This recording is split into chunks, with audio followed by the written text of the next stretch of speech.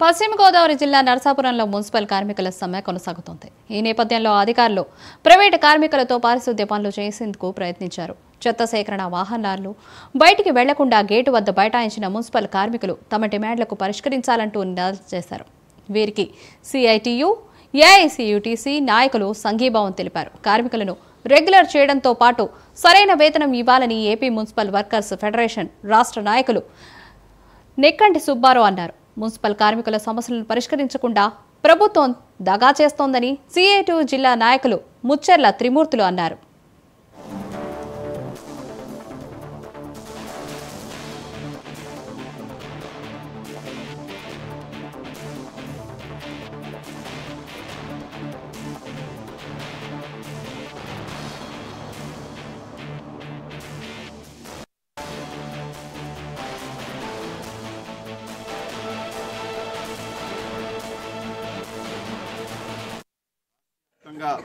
Municipal ఉద్యోగులు సమ్మెలోకి వెళ్లారు.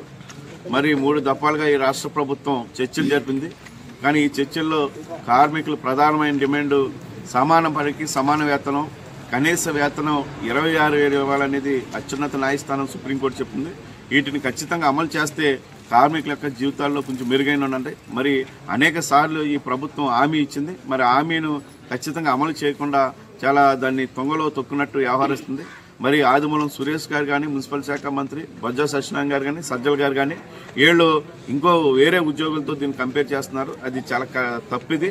మరి కరోనా ఇట్లాంటి విపత్కర పరిస్థితుల్లో వాళ్ళ ప్రాణాలు సైతం లెక్క చేయకుండా మరి ఫ్రంట్ లైన్ ఉద్యోగస్తులుగా ఇలా ప్రజల యొక్క పబ్లిక్ యొక్క ఆరోగ్యాన్ని దృష్టిలో పెట్టుకుని వాళ్ళ ప్రాణాలను కూడా పణంగా పెట్టి అనేక సేవలు అందించిన మున్సిపల్ ఉద్యోగులకి మరి కనీస వేతనం ఇవ్వకపోవడం అనేది ఈ ప్రభుత్వం యొక్క నిర్లక్ష్య వైఖరికి మేము సిఐటిగా ఈ ప్రభుత్వాన్ని ఖండిస్తున్నాం. ఏదేమైనా కార్మిక సంఘాలన్నీ ఐక్యతతో ఏఐటిసి ఆధ్వర్యంలో ఈ న్యాయమైన కోరికల పరిష్కారం వైపు సమ్మె ఎదరికెళ్తుందని ఈ ప్రభుత్వాన్ని కూడా మేము రాష్ట్ర వ్యాప్తంగా మున్సిపల్ ఉద్యోగులు సమ్మెలోకి వెళ్లారు. మరి 3 దఫాలుగా ఈ రాష్ట్ర ప్రభుత్వం చర్చలు జరిపింది. కానీ ఈ చర్చల్లో కార్మికులు ప్రధానమైన డిమాండ్ సమాన పనికి సమాన వేతనం.